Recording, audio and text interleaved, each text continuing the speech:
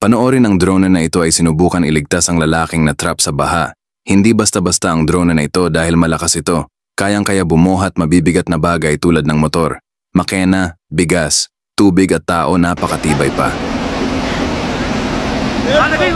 Malaking tulong ito sa mga lugar na lagi binabaha tuwing malakas ang ulan.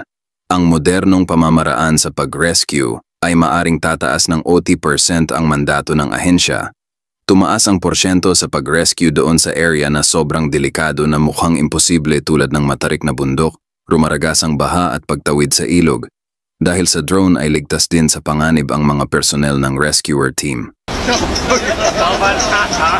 Sana may ganito sa Pilipinas. Kung may budget lang sana ang gobyerno natin sa ganitong modernong kagamitan, ay marami sana mailigtas sa panahon ng sakuna.